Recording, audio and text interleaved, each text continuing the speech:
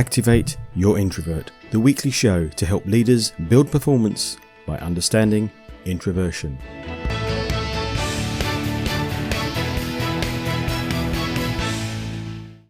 In this week's show, Leadership Tip of the Week, Beware of Your Ego. A discussion with Derek Arden. Derek is a negotiation expert, speaker, and best-selling author. In fact, he's written 12 books. We recently started talking about the perceived, or real, connections between introversion and negotiation, partly while enjoying a sunset in Swanage. Question of the week: how can you spot an introvert? Negotiation and introversion has been mentioned a few times lately on the show. It was in a question a couple of weeks ago, and since then I've dug around about why people think introverts might not be such good negotiators, and I'll ask Derek later. But one of the things that comes back is about introverts not being as pushy, worried about showing off, and not liking strongly egotistical behaviours. In other words, introverts don't particularly like strong egotistical people, and many people that would say introverts are not egotistical. Well, here's two things. Ego and introversion are not the same. And most introverts don't like really big egos, but nor do most other people either. Other than those with big egos already, of course, who tend not to notice. So if you're a leader, consider how you come across. This week there was a couple of interesting things in the news. The budget has got to be the biggest one, of course, and the other one you might have missed was Tesla's success. The budget. What interested me was more about the debate around signalling and telling the press in advance about the budget, previewing rather than the old way of telling Parliament. Which is better? Well, from a wider communication perspective, especially considering different communication preferences, maybe this year's one was done well. Let's be honest, all we've heard about for 7 days before the budget was the good news about the budget. In many ways, that would have to sound like a good strategy. Perhaps it's one we can all learn from and improve on that old maxim, tell 'em what you're going to tell 'em. Tell 'em, and then tell 'em what you told 'em. As leaders, let's not assume everybody heard us the first time. And even if they heard us, they might not have connected with it because of their different communications preference. As introverts, let's not assume we don't need to tell people, as they should simply know anyway. And let's get into the habit of telling people more often. As leaders of introverts, maybe you need to make sure your message gets through, but without it sounding egotistical or repeated needlessly. Introverts tend not to like that either. What communication lesson would help you? The other news item this week was about Elon Musk's company Tesla hitting the $1 trillion market capitalization, and the world's richest person, Elon Musk, tweeted wild times. Apparently, he got $36 billion richer after American car rental company Hertz ordered 10,000 Tesla cars. Now, from what I've read in Forbes, among others, Musk's ego is huge. Apparently he loathes the idea that he could be wrong, or off the rails in any topic. He does not take criticism well, and that sounds pretty egotistical, I think. Would you enjoy working for somebody with those behaviours? Especially if you're an introvert. As introverts, we've all accused extroverts and the office idiot of having big egos. Well, at least in our head we have. They speak loudly, perhaps proudly. Maybe we even think they sound more confident, although that's something different altogether. And they certainly tend to dominate meetings, perhaps because they need to satisfy their big egos. Introverts tend not to like big egos around them. That is not the same as saying introverts don't have big egos. People with big egos tend to be much more interested in themselves. They talk about themselves and possibly down to others. That sounds a bit like a self-protection thing to me. They're looking for positive feedback a lot. They might always call it they deserve respect, and they rarely think they're wrong. Strong ego, of course, is not the same as confidence, any more than introversion is a lack of confidence. Many managers make the mistake of conflating those two. Those signs of a big ego are why many people don't like working for people with large egos. But none of those signs are things that mean big ego and introversion can't go together. So I'm going to preface my next bit by saying I do not know Elon Musk. I haven't spoken to him or anybody that knows him. And if we believe articles on the internet, always a dodgy thing to do, Elon Musk is an introvert. So yes, introverts can have big egos. That could mean you, despite being more reflective than others you know, are not improving and becoming your best self because you have a big ego. That big introvert ego is trying to protect the ideal image of itself. But how does that all feed into negotiation? Let's have a chat with Derek.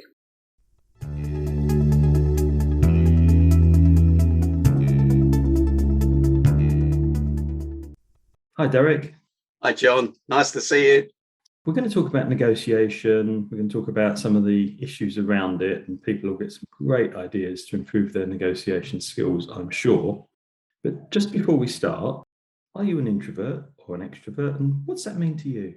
Well, I think probably I'm an omnivert, and I only came across that word about 3 weeks ago. I think it's an introvert who can be an extrovert who switches backwards and forwards. I'd probably say I'm an introvert, but I often wonder how that happened, as I'm a leader and I've spoken on a stage at all sorts of places and I'm a speaker. So that doesn't sound to me like an introvert. That's why I am a little bit confused.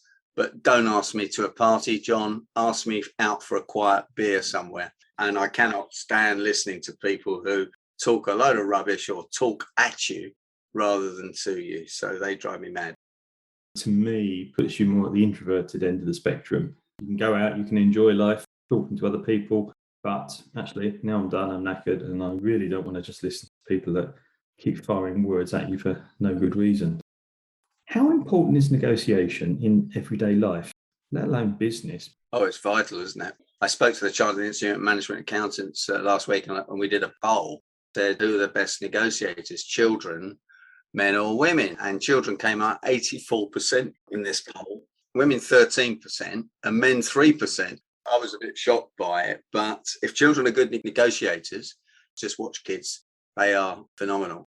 So if negotiation's that important with children and with your partner and with your loved ones, then it's pretty important in business and life. So it covers every aspect. Speaking of polls, the one that got us talking was that interesting poll you put on LinkedIn about introverts and negotiation. What led you to posting that? We were chatting over a pint in Swanage. It just made me think that introverts were probably better listeners than extroverts. Listening is the key number one skill of negotiating and understanding people. And therefore, if listening is really important and introverts listen better, then probably introverts are better negotiators than extroverts. I think ideally it's someone that can switch from both. And of course, I don't think anyone should be typecast. Lots of people I've met assume that negotiators are kind of tough hard asses, if I can put it like that, who don't display any humility and demonstrate, I don't know, shall we call egotistical or theatrical extrovert behaviours, which I guess is why there's this theory that introverts aren't good negotiators. But the results on your poll was, I don't know how many hundreds of people going, introverts make better negotiators. Yeah, I think there's this perception that bullies, John Wayne style of negotiating, Donald Trump style of negotiating wins. But it's kind of a lose-lose in the end of the day because people get fed up with that and they don't agree with them. And that's win-lose, and win-win's all about listening to where the other person's coming from and trying to get them what they want. As Dale Carnegie said, if you help other people get what they want, then you can get what you want. So I think it's probably introversion, but bending on the side towards extroversion within the introvert scale. I know you got some questions on that people can take on your website. So listening, you said, and so certainly if you want a win-win negotiation, listening is a really big skill. What other skills are there for good negotiators? First of all, knowing what you want and what you're trying to achieve. So what are your goals? Then preparation. And, really sussing the other person out, what they want, how they want it, which means asking really good questions and shutting up. Most good questions begin with what, how, And then reading all the signals that go with it, because people do lie when they're negotiating. I asked that question as well on a poll. And therefore, you need to be able to suss out what the truth is from the body language, how they say it, and then understanding tactics, which more comes out of the sales pot, closing tactics, time pressures, etc., to get people to agree. And when you've gone through all of that, and in my book, Win-Win, there's a score sheet of 12 factors, you need to be reasonably confident. Or if you're not reasonably confident, you need to do more preparation. And then you need to blag it a bit and look good, feel good when you go into it. So what kind of factors, without going through all 12, obviously, because they've got to buy the book for that, Derek, but what kind of factors are there? If I did the 12 quickly, John, I'll do it in 30 seconds. Okay. Preparation, creating a good first impression, asking good questions, listening, not understanding the psychology behind how things work, reading body language, sussing out liars, psychology and negotiation tactics, haggling skills. If I do this for you, what will you do for me? Trading concessions, influence from the work of the psychologist Cialdini, conflict management, because there's going to be some conflict in negotiation, and confidence. So they're my 12 factors in 30 seconds. Oh, wow. Because you mentioned one there that I always remember being taught years ago, which was if you, then I. Yeah. And never the other way round. I don't think those things matter quite so much which way you get it round. I think maybe sometimes you might say, if we, then will you. So you'll use it. And then you can use our authority. So if I get this agreed by my board of directors or my association, my committee or whatever, then we might be able to do this. So you're absolutely right. But I think some of those hard and fast rules from the original books on negotiations perhaps need to be softened. And that's what I tried to do as a British writer of a negotiation book, because most of those books come from the States. What is it then that this thing about people assuming that negotiators are tough, hard asses? Why is that assumption made? Well, I think it really is the way it was up to the 80s and 90s until the Harvard negotiation project worked out that hardball negotiation wouldn't work in the Middle East. It wouldn't work with the Russians and the Americans when people are walking around with bombs that could obliterate us ourselves. So we should perhaps soften up and listen to the other side, get into their world, understand their cultures, etc. So it was rather the John Wayne style of I got a bigger gun than you up to about the 80s. And of course, that doesn't work, does it? It doesn't work now with the millennials, because millennials won't be told what to do. They want to have their say. So it's kind of a historic thing, which I'm not sure works now. But then when you look at people like Trump or Putin, some of these leaders that are undemocratically elected, then that appears to be what works, but it doesn't. I was going to say that appearance is always an interesting one, isn't it? I'm just working with a lawyer who's got a bit of an issue with a CVA at the moment. He's had to enter into because he had property that he couldn't, and that's a creditor's voluntary agreement for those that don't know. And I said to him, go softly on the bank, because there's no point getting hardball with the bank because they've got all the power. You need them and they don't actually need you. So softly, just go easy on the account manager and bring him round, because you're going to get better result by doing that than complaining. Understanding who's got what power, again, is always an important part, I guess, in there. Power is really important, John. People throw their toys out the pram when they've got no power and think they're going to bully people into submitting. You know, how many times that was done to me when I worked for Barclays, and you know that you can't agree, as you know there's nowhere to go. And the more this person starts moaning at me personally, the less interested I am in helping them. And again, I guess that comes back to that kind of perceived introvert and perceived extrovert behaviours, which typically most introverts are assumed to be and generally are less interested in powerful egos and playing hardball than most extroverts. Again, that's not a definitive thing. Quick question for you then. If we keep the politics out of it, the big negotiation that hits the news a lot at the moment is, of course, political, and it's all around EU and especially the Northern Ireland thing. A few of the tactics that I think of when I hear about that, other than lots of the hardball shouting at each other thing, are pre-published red lines a good tactic? The problem with the red line is you say, I can't go any further than this.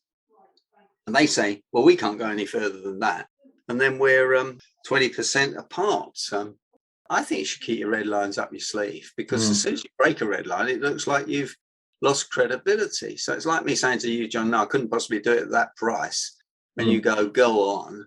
And then I do it. Well, every time I say I couldn't possibly do it at that price, so you're never going to believe me again. So I think that's really odd. In negotiation, somebody wrote a book which was all about, there's red hardball negotiators, there's blue soft ones, and there's purple in the middle, which is kind of the win-win, where you move from one to the other. Sounds like introverts and extroverts and omniverts, doesn't it?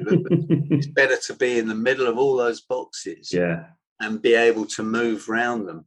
But the first thing to do is understand what the boxes are, understand the different styles, and then be able to change your style to the style of the other person. Because the more you mirror the other person, the more they'll think you're like them, and the more they think you're like them, the more they're likely to do a deal. Just before we go, I'd love to pick up a tip for an introvert to improve their negotiation skills. I would think, without any preparation to that, is that they need to just go for it a little bit, and maybe imagine they're moving into the extrovert box, up in their confidence, and just saying something like, I really like to do that for you, John, but at that price, it doesn't meet our return on capital, or at that price, I'm not going to make enough money to justify. So I often say to people, and I work with the NHS a bit. So I often say to them, if you don't feel comfortable about negotiating, then make sure you use the higher or good guy, bad guy, higher authority tactic, so that you're the good person. I'd love to do that for you, John, but the committee, the association, the local NHS, whatever it is, would never agree to that. To give me something else to help me get it through my people. So it's the higher authority. I'm the good person, so it doesn't create conflict between you and I. Keeping the relationship in the negotiating room close, but blaming everyone else around. Yeah. Okay. And the tactic people can use on that is, well, can't you make a decision? So, well, yes, I can make decisions. I can make recommendations, but for that amount of money or whatever, then I have to get that approved, or I have to report it. And if I report that, I'll be in big trouble. And you wouldn't want that to happen to me, would you? Which is a statement followed by a yes tag question. Like it. And how about a negotiation tip for an extrovert? Calm down. Don't go for it. Listen more carefully and think before you speak. I remember you telling me, John, that extroverts speak before they think, and introverts think before they speak. So in any negotiation, if it's a bit tricky, you don't have to agree it there and then. You can take a time out for 5 minutes, 10 minutes, or sleep on it. Derek, we have run out of time, but I'd love people to be able to get back in touch with you or get hold of your win-win book. What's the best way of doing that? Win-win's on Amazon, John, so they could download it on the Kindle version in about a minute if they went to Amazon and put in Derek Arden, or buy the book, because I just like looking at real books rather than screens. And my website's www.derekarden.com. I have a weekly live broadcast on a Monday where I interview interesting people, and I have a newsletter that goes out on a Monday morning, and I'd love people to sign up for that if they wanted. I'd certainly recommend your Monday Night Live. It's a really good discussion most weeks. So thank you very much for your time today. Thanks, John. Great to be here.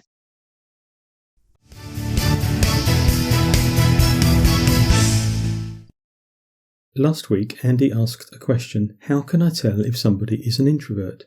The second of the possible signs might be more relevant now that we're starting to head back into the office and those work/social gatherings. And bear in mind, though, this is only a sign, it is not a definite test. Who are the people that typically hang around on the edges of the room. That doesn't mean they are shy. It could be that they're simply protecting their people energy for when they need to talk to others. Being on the edge of the room could be a sign that they are introverted and know what they're doing. If you're their leader, don't now start telling them they've got to get into the middle of the people, but look for other signs that they may be introverts and consider the right way to manage them. I'm John Baker. Thank you for listening. I hope you found it useful. There's a new episode every Thursday at activateyourinTrovert.co.uk and your favourite podcast provider. Till then, go be introversial, activating your introverts, building your business.